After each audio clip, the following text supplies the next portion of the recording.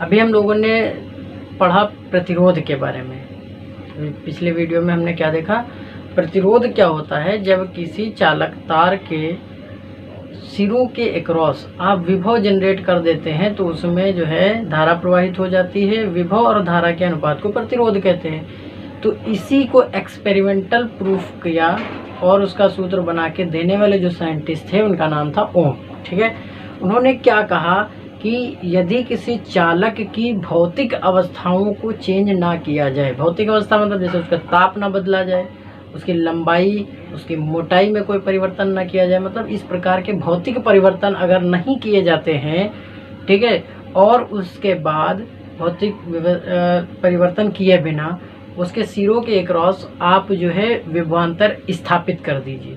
विद्युत क्षेत्र लगा करके उसके सिरों के बीच क्या करिए, विभवांतर स्थापित कर दीजिए।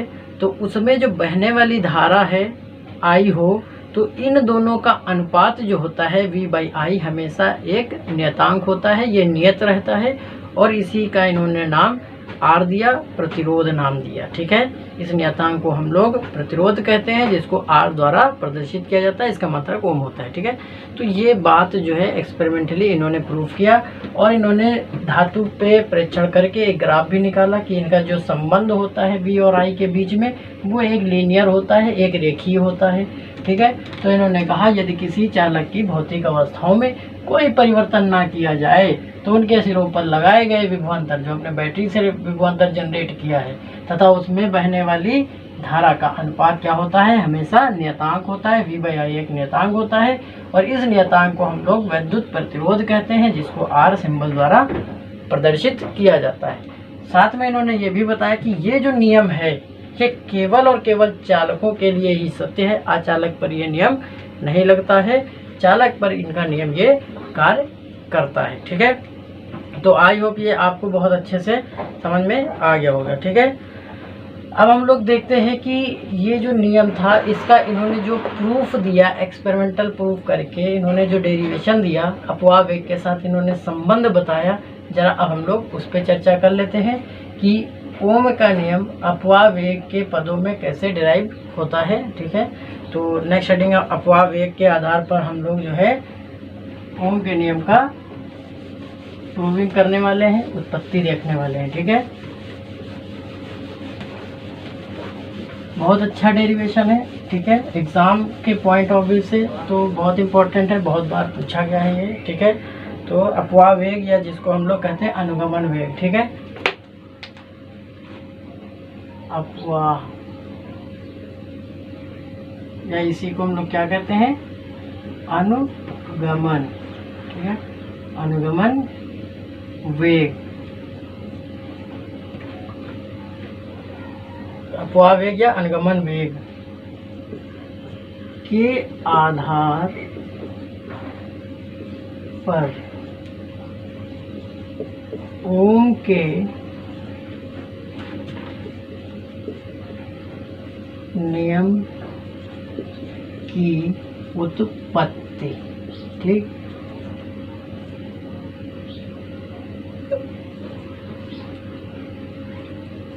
हम लोग उत्पत्ति देखेंगे। ठीक, अब यहाँ पे सबसे पहले हम लोग ये समझ लेते हैं कि मान लेते हैं कि हमारे पास एक धातु का कोई चालक है। ये फॉर एग्जांपल हमारे पास एक ये धातु का चालक हमने ले लिया ऐसे। ठीक, ये इसकी जो लंबाई है वो मान लीजिए L लंबाई है। कितनी लंबाई है, L। और इसका जो क्रॉस सेक्शन है, जो अनुप्रस्थ क्षेत्रफल है, वो हमने कितना ले लिया, A ले लिया। ठीक है, इसके प्रति एकांक क्षेत्र आयतन के अंतर जो मुक्त चार्ज है, जो इलेक्ट्रॉन है, वो कितने हैं, N है। ठीक है, इसमें हमने क्या किया, E विद्युत क्षेत्र लगा दिया।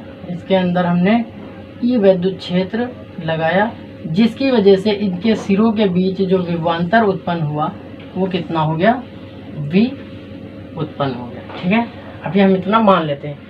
तो अगर ऐसा हुआ तो हमें पता है कि इसके अंदर जो बहने वाली धारा होगी I, वो कितनी हो जाएगी, अभी हम लोगों ने निकाला था NEA,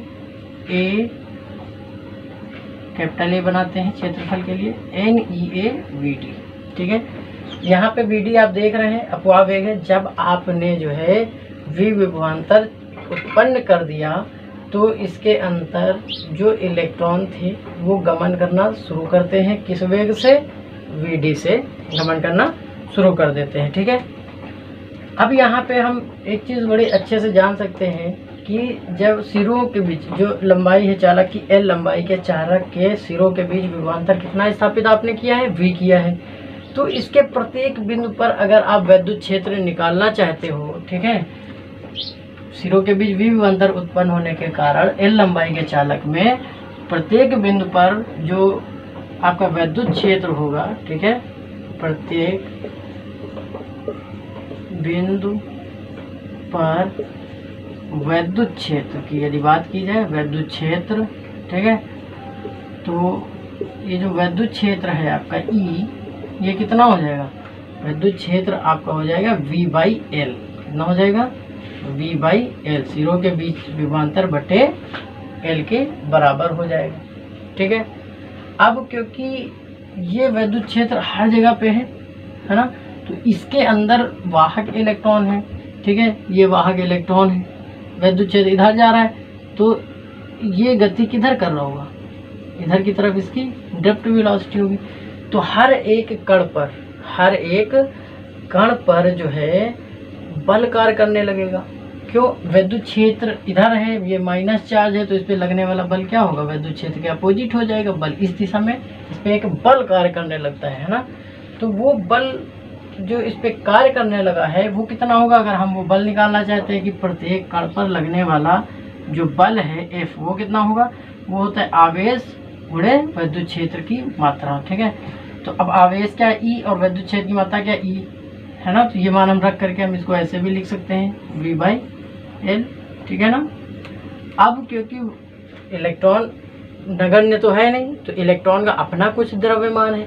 मान लीजिए इलेक्ट्रॉन का मास ऑफ इलेक्ट्रॉन जो है me है। ठीक है, तो ये जो बल है हम लोग बहुत अच्छे से जानते हैं कि जो बल होता है F = ma होता है, या A = क्या हो जाएगा? m/f, है ना। तो यहाँ से हम कह सकते हैं कि यदि त्वरण की बात करें कि जो इलेक्ट्रॉन पे बल लग रहा है जिसके कारण उस इलेक्ट्रॉन के अंदर त्वरण उत्पन्न होता है, वो कितना हो जाएगा? तो वो कितना हो जाएगा? F/m। क्या हो जाएगा? F/m हो जाएगा, है ना। तो ये त्वरण के कारण ही तो उसके अंदर वेग आता है। ठीक है, तो चलिए हम लोग देखते हैं कि इलेक्ट्रॉन पर त्वरण, है ना, वैद्युत क्षेत्र के कारण, वैद्युत क्षेत्र के कारण इलेक्ट्रॉन्स पर त्वरण कितना हो जाएगा? अभी हमने निकाला F/me हो जाएगा। भाई इलेक्ट्रॉन की बात करें तो me, F का मान हम ये निकाल चुके हैं, कितना है? eV, ठीक है, अपॉन L, तो me × L हो जाएगा। तो इतना त्वरण काम करेगा। अब ये त्वरण क्या कर रहा है? ये त्वरण कब आया? जब आपने वैद्युत क्षेत्र लगा दिया। वैद्युत क्षेत्र न लगाइए तो ये त्वरण गायब हो जाएगा। भाई E का मान 0, तो F का मान 0, तो ये त्वरण क्या हो जाएगा? खत्म हो जाएगा।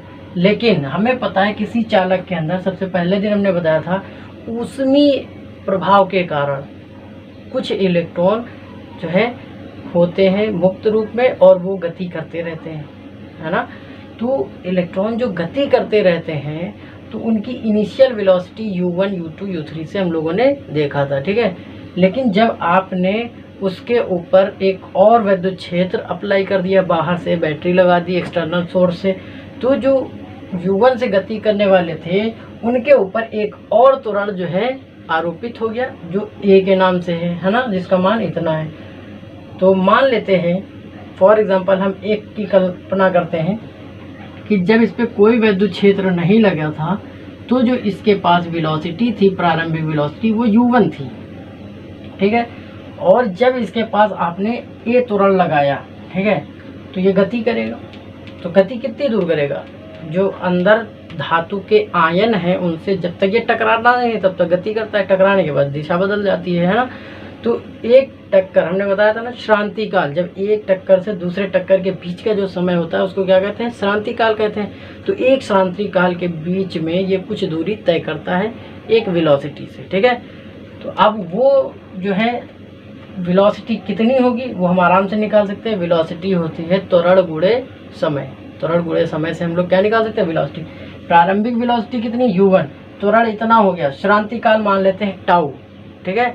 तो एक इलेक्ट्रॉन के पास, ठीक है, एक इलेक्ट्रॉन के पास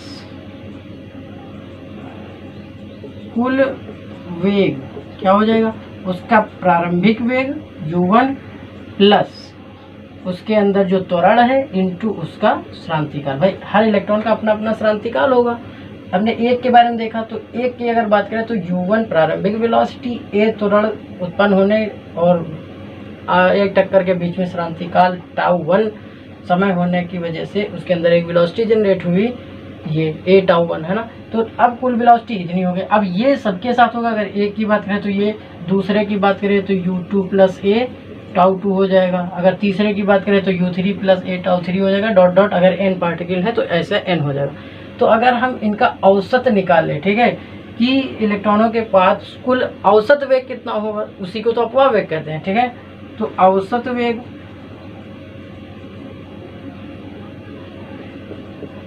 औसत वेग जिसको हम लोग क्या कहते हैं, अपवाह वेग कहते हैं, ठीक है, अपवाह वेग, जिसको हम लोग Vd नाम दिया है हम लोगों ने, है ना। तो क्या हो जाएगा, इन सभी का योग, मतलब u1 इंटू u1a टाउ1, ठीक है, प्लस एक इलेक्ट्रॉन का हुआ, ऐसे दूसरे इलेक्ट्रॉन का u2 प्लस a टाउ2, ऐसे तीसरे इलेक्ट्रॉन का डॉट डॉट n इलेक्ट्रॉन का हम लोग करेंगे, ठीक है। तो डिवाइडेड बाई क्या करना पड़ेगा हमको, औसत निकालते हैं, जितने पद जोड़े जाते हैं उतने ही पद से उसको क्या किया जाता है, भाग किया जाता है, ठीक है ना।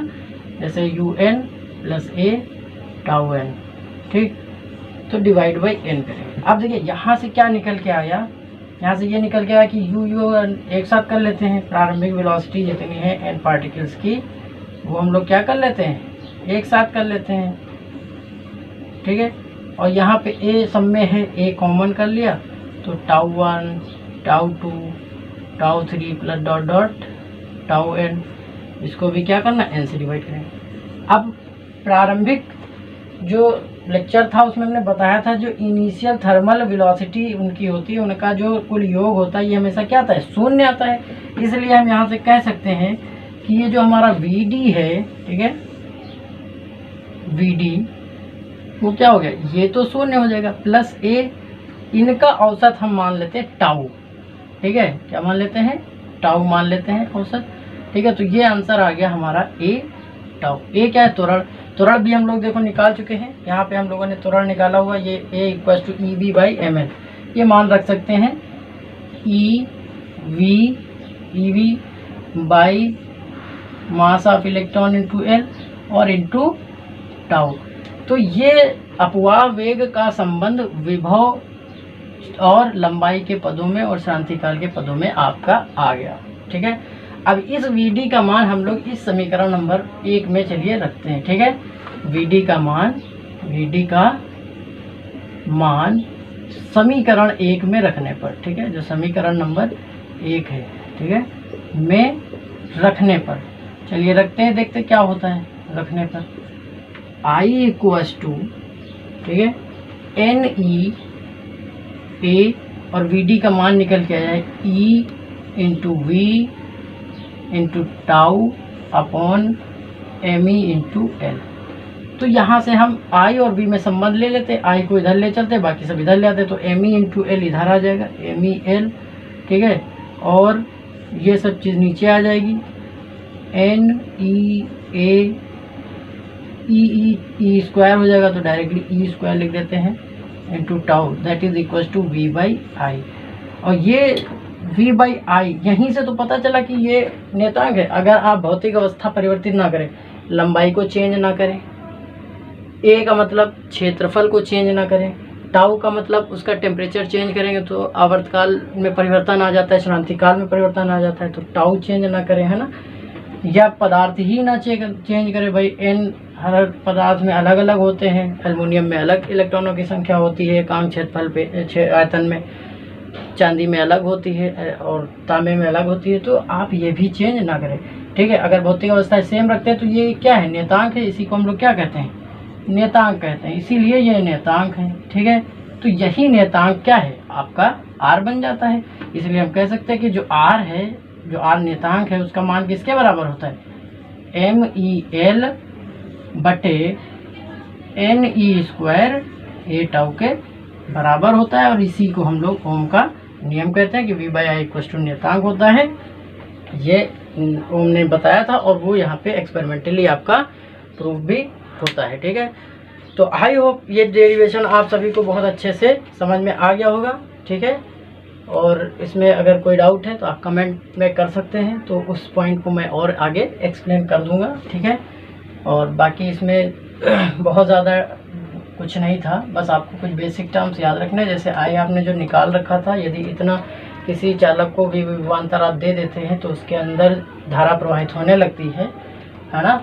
तो उसका जो धारा का मान होता है I=NE/VD होता है। वहाँ पे V विभवांतर देने की वजह से L लंबाई के चालक में जो प्रत्येक कण पे विद्युत क्षेत्र उत्पन्न होता है E, वो E V/L होता है। और हर जैसे विद्युत क्षेत्र उत्पन्न हो गया तो इस कारण चालक के अंदर उपस्थित हर कण पे एक बल लगने लगता है, जो F=QE से निकालते हैं। Q का मतलब यहाँ इलेक्ट्रॉन से है, तो ये E हो जाएगा। तो E हमने निकाल रखा है, इसके पदों में कर लिया। ये बल क्या करता है, उनको त्वरित गति प्रदान कर देता है ना। तो जब त्वरित गति करते हैं तो जो त्वरण का मान है वो F/m होता है, मास ऑफ इलेक्ट्रॉन, है ना। तो हमने त्वरण भी निकाल लिया। उस त्वरण की मदद से एक initial velocity U1, U2, U3, U4 प्रत्येक इलेक्ट्रॉनों के पास थी। इस त्वरण के कारण एक एक्स्ट्रा वेलोसिटी उनके पास आ गई, है ना। तो सबका हम औसत निकालते हैं, औसत वेलोसिटी निकालते हैं। उसी को हम लोग क्या कहते हैं, अपवाह वेग कहते हैं या अनुगमन वेग कहते हैं।